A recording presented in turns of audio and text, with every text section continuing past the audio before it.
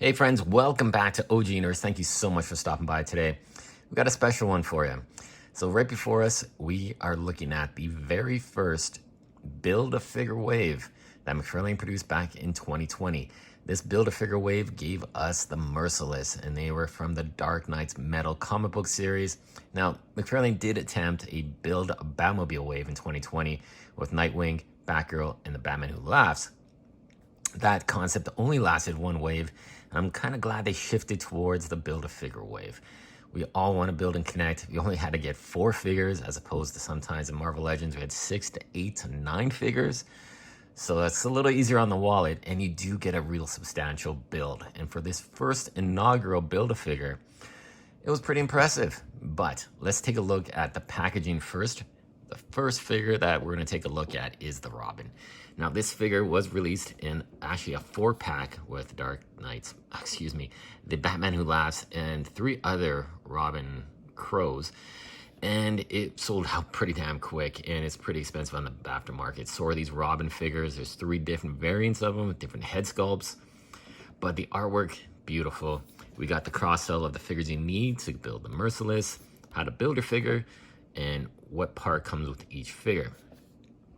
Now, one thing I really like about this Crow Robin figure is the chain. As you can see here, we got the Batman Who Laughs holding on to the chain that's attached to Robin's neck.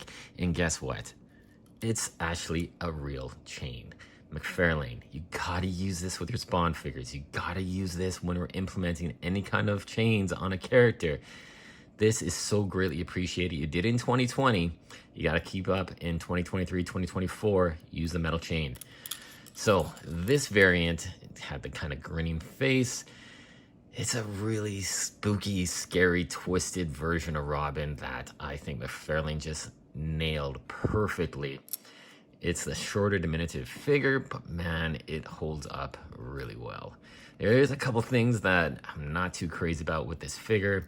But that squishmallow kind of body, all this inlay here is rubber. He doesn't have a diaphragm cut.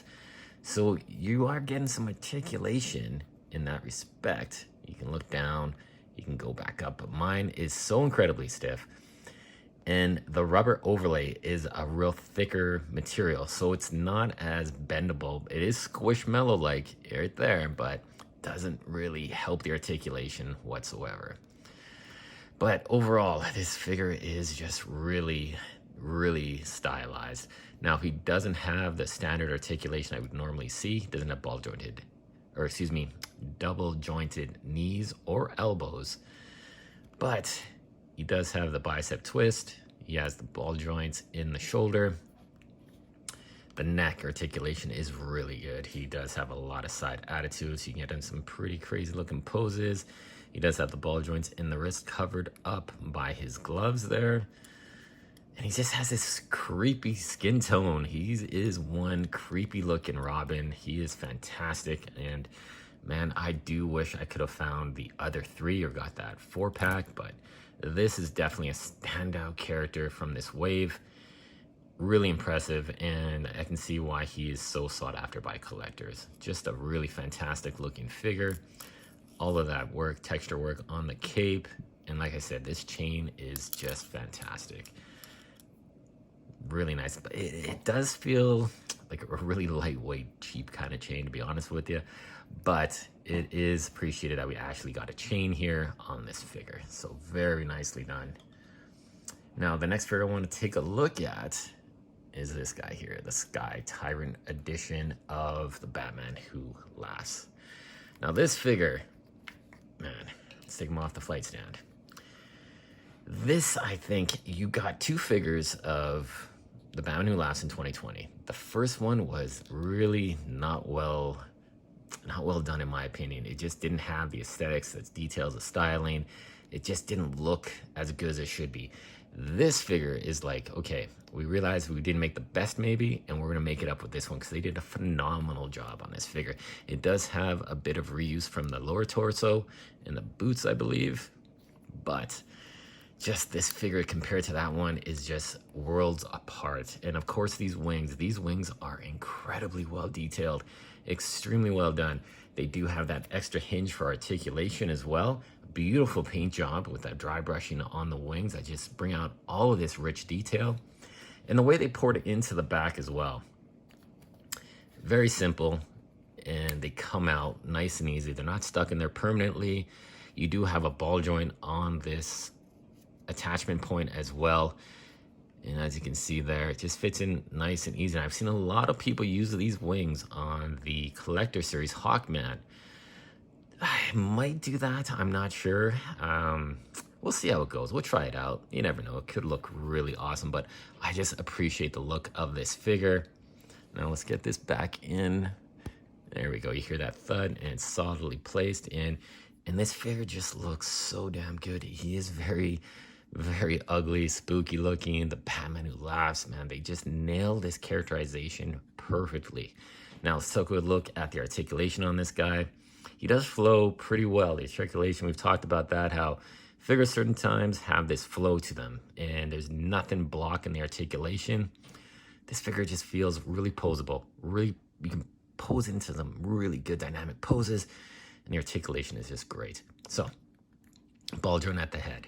We got a lot of movement, a lot of side attitude as well. This is a softer material, so it doesn't impede the articulation too much. Now, this here, the pauldrons on the shoulders are a softer rubber, so it should not give you any issues.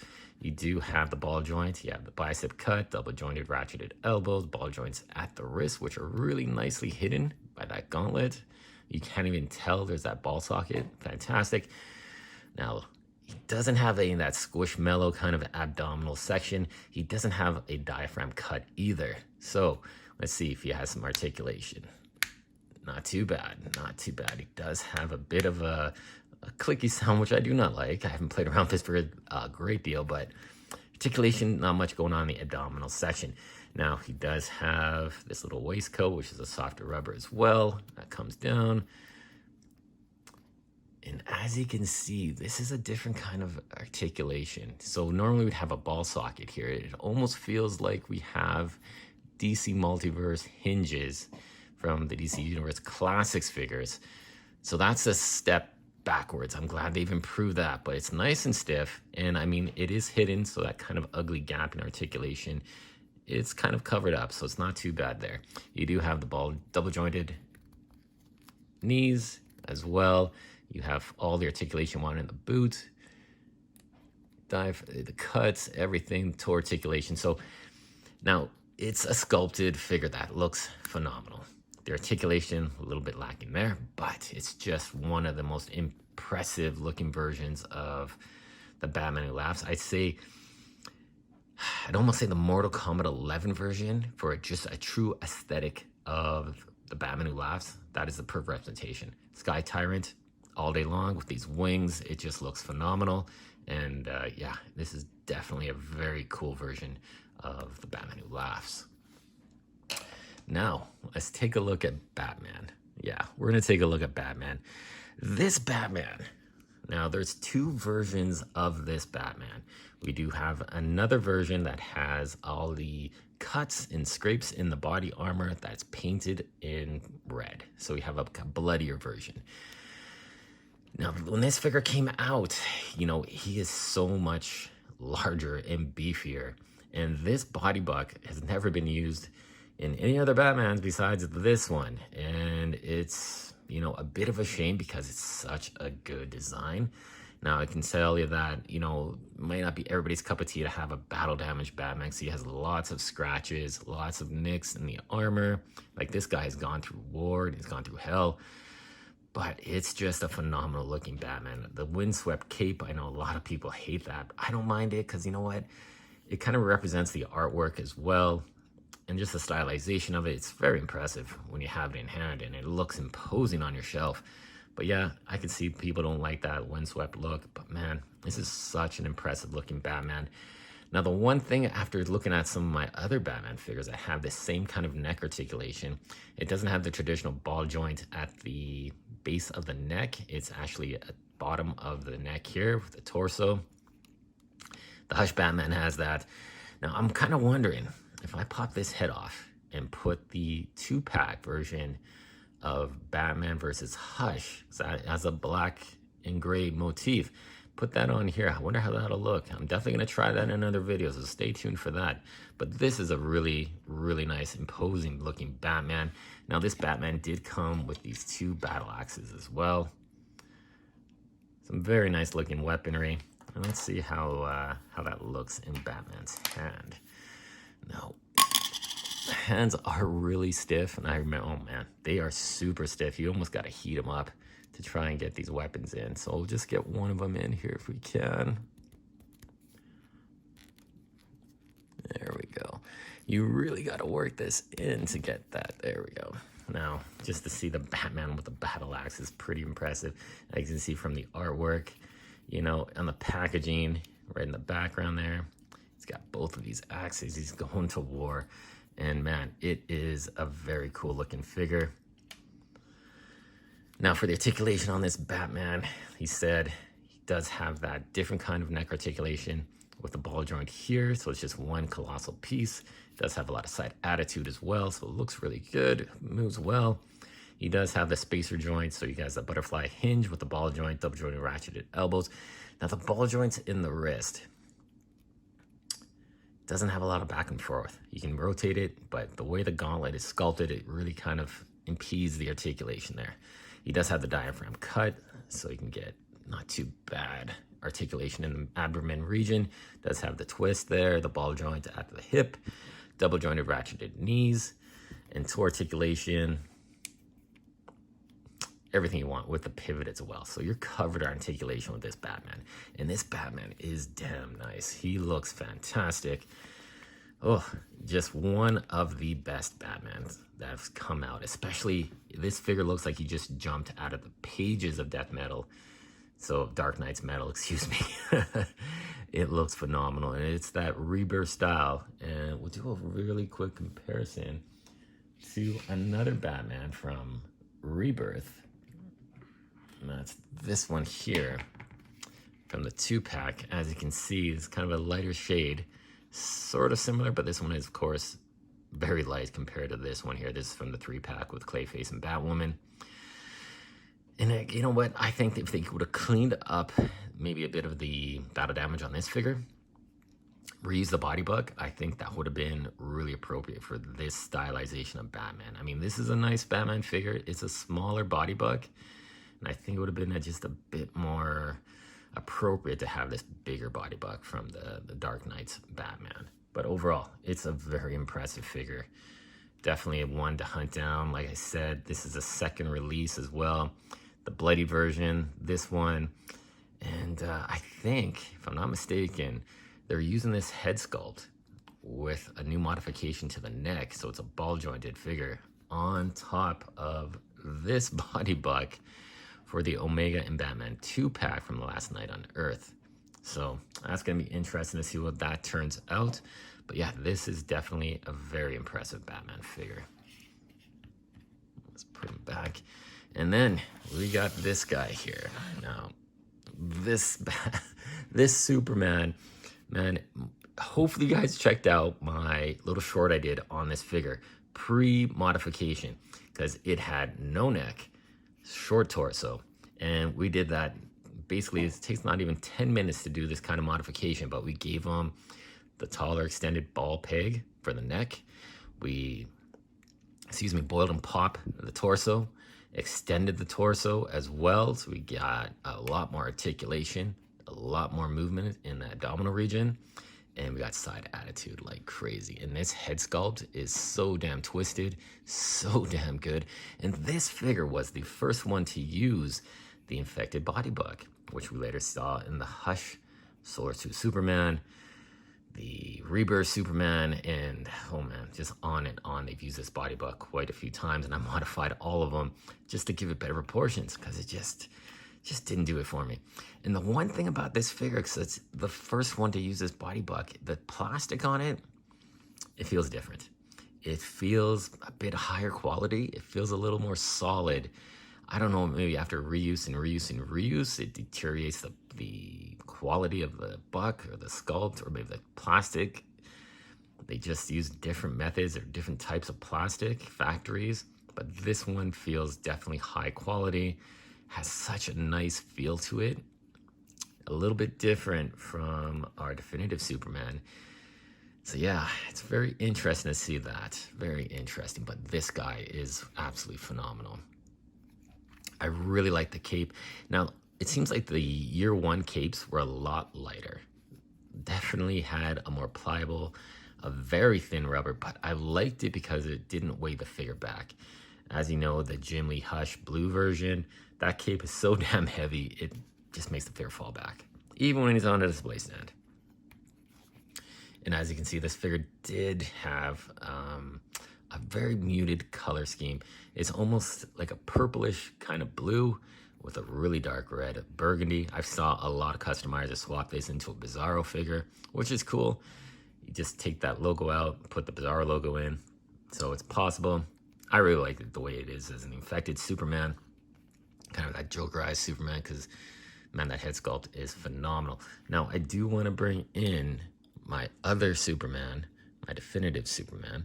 Now, the one thing that a lot of these Supermans have had issues with is a little bit of a weak ankle. Hasn't been the absolute best. My Bizarro had that issue. Kind of fix it up with a little bit of some nail polish. Clear nail polish really helps it out. And we got these two guys together. And yeah, they look pretty damn good, man. To see these two figures together. Now, this one is a little bit, we gotta straighten him out a bit because his foot, unfortunately, is a little bit loose, but we're fixing that. But you can see these two guys together, imposing body buck. Just those slight modifications, and man, it just looks so much better. I just love the way this figure looks. So when I first took this figure out of the packaging, these guys sat on my shelf for 3 years, untouched. And you can see this guy's just wanted to fall. So let's put him down for a sec. He had that no neck, and man, the articulation you can get now is just awesome. And speaking of which, of course, look at the side attitude he has. He can look up extremely well for flight poses. He does have the spacer and the butterfly hinge, ball joints there, bicep cut, double jointed ratcheted elbows, really nice articulation in the wrist, fully flowing. Now this figure did come with an extra set of hands, so you got 2 fists and you have 2 grasping hands as well. You can play them up, choose your own hand adventure with that.